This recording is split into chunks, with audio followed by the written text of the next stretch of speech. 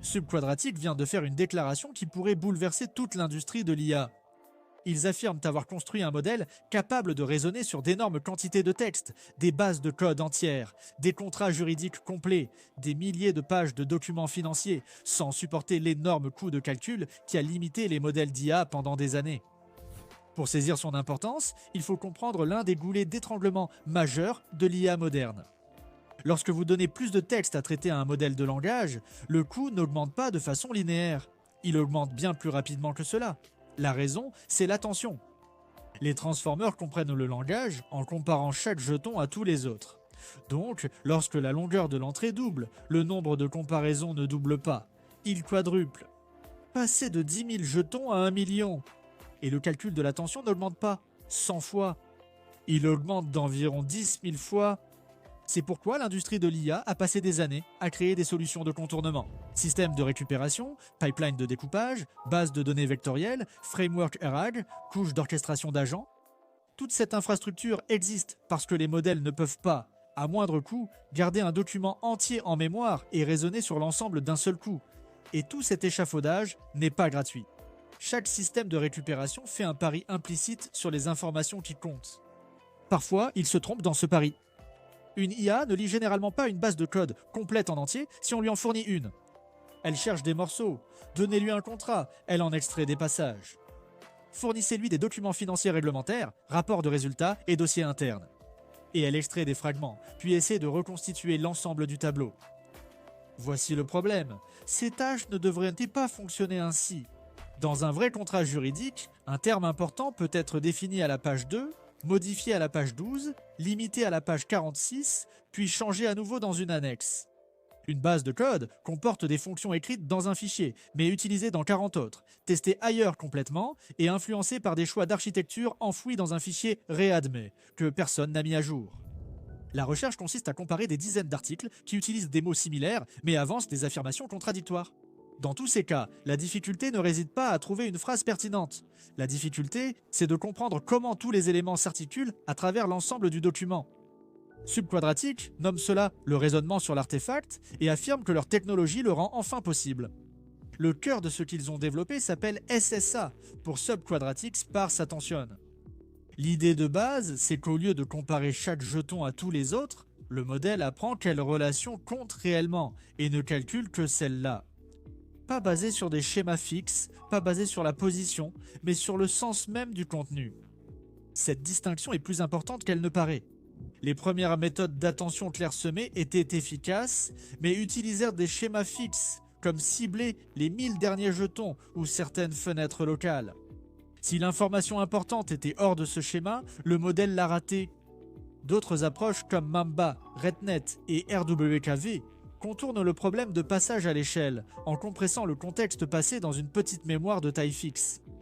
Fonctionnel pour les résumés et la classification, mais lorsque le modèle doit retrouver un détail précis, situé des millions de jetons plus tôt, cette compression peut l'effacer totalement.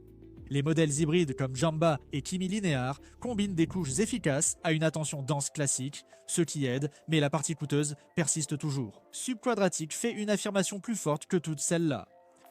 Ils disent que SSA est linéaire du début à la fin, pas seulement pour l'étape d'attention, mais aussi pour l'étape de sélection. La deuxième partie est importante, car d'autres approches tombent dans ce piège. Le système d'attention clairsemé de DeepSeek est un bon exemple. Il utilise un indexeur Lightning, un mécanisme appris et dynamique qui décide à quelle partie du contexte prêter attention avant que l'attention ne soit réellement appliquée. C'est astucieux, mais l'indexeur lui-même a toujours un coût quadratique. Selon le rapport technique de Subquadratic, dans une configuration de type DeepSeek V3.2, cet indexeur devient plus coûteux que l'attention clairsemée qu'il guide à partir d'environ 52 000 jetons. À 1 million de jetons, il coûte environ 16 fois plus cher que l'attention réelle. À 12 millions de jetons, environ 190 fois plus cher. La leçon: si votre solution à une attention coûteuse est un sélecteur d'attention coûteux, vous n'avez pas résolu le problème, vous l'avez déplacé. Subquadratic affirme que SSA évite complètement ce problème. La sélection comme l'attention évolue linéairement. Passons maintenant au modèle qu'ils viennent de publier. Le 16 juin 2026, Subquadratic a publié la fiche du modèle SubQ 1.1 Small. C'est leur deuxième modèle et le plus petit de leur gamme actuelle.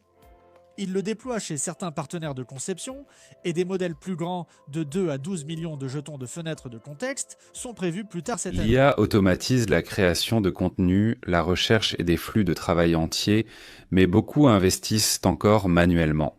Ils surveillent l'actualité, suivent les tendances et décident rapidement. Et cela aide à expliquer pourquoi des études montrent que 66% des investisseurs regrettent au moins une décision d'investissement. C'est pourquoi Mintos a attiré mon attention. Cela vous offre une façon différente d'investir avec Mintos, au lieu d'essayer de prédire ce qu'une action pourrait faire ensuite. Vous pouvez investir dans des prêts et toucher des intérêts. Le rendement est fixé à l'avance, les paiements pouvant être quotidiens. En tant que revenu passif, vous pouvez filtrer par rendement, risque, horizon temporel, pays et devise. Pour une configuration plus automatisée, Mintos propose aussi des portefeuilles automatisés. Le taux d'intérêt moyen actuel sur les prêts est de presque 11%, ce qui est vraiment élevé pour un revenu passif. Mintos est en activité depuis 2014, compte plus de 600 000 utilisateurs et est réglementé dans l'UE sous MiFID. Actuellement, en venant via notre chaîne, recevez un bonus exclusif pouvant aller jusqu'à 350 € pour un investissement à partir de 500 €. Cliquez sur le lien en description ou scannez le QR code. Des rendements stables, pas de surprise et en plus un bonus. Ne ratez pas cette occasion et bonne chance. Commencez par l'aiguille dans une botte de foin, le test classique de contexte long où un fait précis est caché dans un énorme bloc de texte et le modèle doit le retrouver exactement. SubQ 1.1, Small obtient 100% à 1 million de jetons, 100% à 2 millions, 98% à 6 millions et 98% à 12 millions. Ce chiffre de 12 millions se démarque. Le modèle a d'abord été entraîné sur 1 million de jetons, puis jusqu'à 2 millions. Jamais spécifiquement entraîné pour des contextes de 12 millions de jetons, il a tout de même atteint 98% de précision. Et à cette longueur de contexte, il ne portait attention qu'à 0,13% de toutes les paires de jetons possibles. C'est ainsi qu'est avancée la réduction du calcul d'attention d'environ 1000 fois. Sur le benchmark roulé de Nvidia à 128 000 jetons, SubQ 1.1 Small obtient un score de 99,12%. Rulé est plus difficile que le test de l'aiguille dans une botte de foin.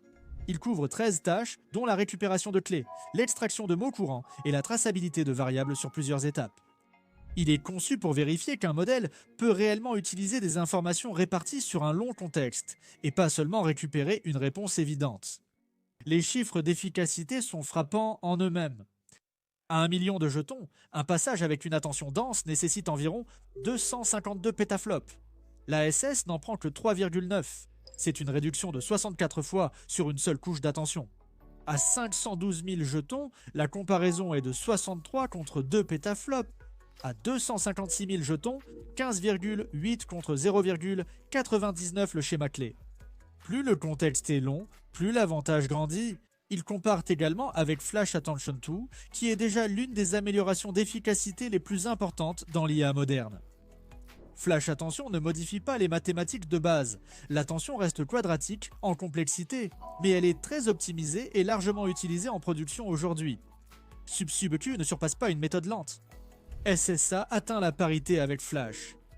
Attention 2 à environ 16 000 tokens fonctionne, 1,8 fois plus vite à 32 000, 7,1 fois plus vite à 128 000 et 56 fois plus vite sur une seule couche d'attention à 1 million de tokens. 966 millisecondes contre 54 164 millisecondes sur un H100. Ces gains d'efficacité ont aussi modifié la manière dont Subquadratic a construit ce modèle. Avec l'attention dense, les expériences à 1 million de tokens coûtent tellement cher que peu d'équipes peuvent tenter plus de quelques essais. Avec SSA, ils ont mené plus de 100 expériences de contexte long à travers 6 grandes générations de modèles. Ce type d'itération est normalement impossible avec de tels contextes longs. Ils n'ont pas entraîné le modèle à partir de zéro. Ils ont commencé avec un modèle de pointe-à-poids ouvert existant, ont remplacé son attention dense par la SSA, puis ont étendu le contexte par étapes. 262 000, 512 000, 1 million. 2 millions de jetons en utilisant Yarn pour le redimensionnement positionnel à chaque étape. Ils ont fait face à un défi, alors que la récupération de longs contextes progressait dans les premiers checkpoints, le raisonnement basé sur de nombreuses connaissances déclinait. Ce compromis explique pourquoi de nombreux modèles à long contexte échouent discrètement. Ils ont dû ajuster pour que le suivi des instructions, la programmation, le raisonnement, la recherche d'informations et les connaissances factuelles fonctionnent ensemble. Les benchmarks généraux permettent de situer le modèle. Sur GPQA Diamond, un benchmark scientifique de niveau master couvrant la physique, la chimie et la biologie, Sub-Q Unpointed Small obtient un score de 85,4%. Cela le place en dessous de GPT, 5,5 à 93,2 et Opus, 4,8 à 92, légèrement en dessous de Sonnet. 4,6 à 87,5 mais au-dessus de GPT, 5,4, Nano à 81,7 et bien au-dessus de IQ, 4,5 à 67,2. L'idée n'est pas que ce soit le modèle de raisonnement le plus efficace disponible. L'idée, c'est qu'il a conservé une véritable capacité de raisonnement tout en étant conçu pour des longueurs de contexte extrêmes. Sur le code Bench V6 en direct, qui teste des problèmes de programmation compétitive issus de LeetCode, LeetCode, CodeForce et AppCoder, SubEQ Unpoint1, Small obtient un score de 89,7%, passe à 4, légèrement devant, Sonnet 4.6 à 88,9 et GPT 5.4 à 88,0 et juste derrière, Opus 4.8 à 92,2. Ensuite, l'automatisation Bench Finance est sans doute le benchmark le plus intéressant du rapport. Contrairement à la plupart des benchmarks d'IA, celui-ci reflète mieux le travail en entreprise. Le modèle doit naviguer à travers environ 500 points de terminaison d'API répartis sur 47 applications, déterminer la bonne séquence d'appels, suivre les règles métiers, ignorer les enregistrements trompeurs et parvenir à l'état final correct, aucun crédit partiel. Soit la réponse est correcte, soit elle est incorrecte. SubQ Unpointed Small obtient un score de 13% GPT, 5.5 obtient un score de 18%. Opus 4.8 obtient un score de 16%. Sonnet 4.6 obtient un score de 8%. IQ 4.5 obtient un score de 3%. GPT 5.4 mini obtient un score de 0%. Un modèle plus petit et spécialisé qui se rapproche autant des modèles les plus puissants du monde sur un benchmark difficile et réel, ce n'est pas quelque chose que l'on voit souvent. Subquadratic a fait vérifier ses résultats de manière indépendante par Appen. Pour Needle in a Haystack, Appen a effectué 50 échantillons par niveau de contexte à température zéro et a confirmé des correspondances exactes sur chaque échantillon à 1 million et 2 millions de tokens avec une précision de 98% à 6 et 10 et 12 millions. Cela ne signifie pas que le scepticisme a disparu. Le contexte long a été l'un des domaines les plus survendus de l'IA. L'écart entre ce que les modèles prétendent prendre en charge et ce qu'ils font réellement de manière fiable à ces longueurs peut être énorme. Lorsque Subquadratic est sorti de l'ombre en mai 2026, la réaction de la communauté était partagée. Certaines personnes étaient vraiment enthousiastes. D'autres étaient suffisamment sceptiques pour le décrire soit comme la plus grande avancée depuis le Transformer, soit comme le Theranos de l'IA. Le directeur technique a confirmé que le modèle avait d'abord utilisé des poids open source avant de changer le mécanisme d'attention, ce qui était pratique pour l'entreprise, mais a accru l'incertitude. Le secteur a déjà vécu cette situation. Magic Dev a annoncé en 2024 un modèle de contexte à 100 millions de tokens avec une efficacité revendiquée 1000 fois supérieure et a levé environ 500 millions de dollars. Et début 2026, il n'y avait toujours aucune preuve largement visible d'une adoption à grande échelle dans le monde réel. Mamba, RWKV, Kimi Linéaire et divers modèles hybrides ont tous promis d'échapper à la mise à l'échelle quadratique de différentes manières. La plupart sacrifièrent la qualité, maintenaient une attention coûteuse dans le système ou n'apportaient que des améliorations constantes sans réel changement de mise à l'échelle. Des préoccupations spécifiques existaient lors du premier lancement de Subquadratic. Les tests de référence étaient limités et axés sur la récupération de contextes longs et la programmation, domaine où leur approche devrait exceller. Certains tests de référence ont été réalisés une seule fois à cause du coût d'inférence. Et il y avait un écart visible entre un résultat de recherche interne et le résultat de production vérifié par un tiers sur Mercer V2. 83% en interne contre 65,9% lors de la vérification d'Appen. Ce genre d'écart compte. La version SubQ 1.1 Small corrige une partie de cela. Des benchmarks plus larges, plus de vérification par des tiers, une couverture de capacité plus solide. Mais le véritable test n'est pas un benchmark. Voilà ce qui arrive quand de vrais utilisateurs utilisent cela en production avec des données désordonnées. Le modèle résiste-t-il sur un code interne complexe jamais prévu pour des benchmarks? Peut-il gérer un contrat au langage incohérent et à la structure médiocre? Peut-il suivre les détails à travers 50 rapports de résultats sans perdre ceux qu'il a lus en premier? Subquadratic débute le déploiement chez ses partenaires de conception. Une disponibilité élargie arrivera ce trimestre, avec des versions générales d'ici la fin de l'année. La société a levé 29 millions de dollars lors d'un financement d'amorçage, avec une valorisation annoncée de 500 millions de dollars, soutenue par des investisseurs qui ont été parmi les premiers dans Anthropic, OpenAI, Stripe et Brex. Si les modèles plus grands tiennent les promesses du petit modèle, l'impact en aval sera réel.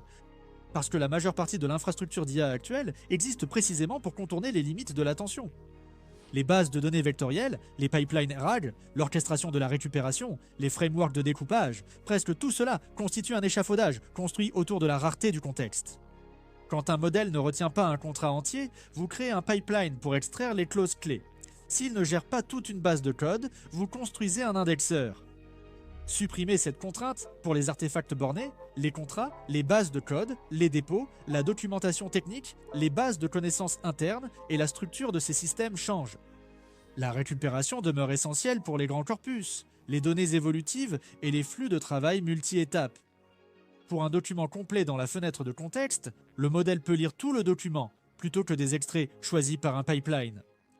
Subquadratic parie non seulement sur une couche d'attention plus rapide, mais aussi sur le fait que l'architecture actuelle de l'IA d'entreprise repose sur un goulot d'étranglement injustifié. Nous saurons assez rapidement s'ils ont raison. C'est tout pour cette fois. Abonnez-vous pour plus d'actualités IA. Merci d'avoir regardé et on se retrouve dans la prochaine vidéo.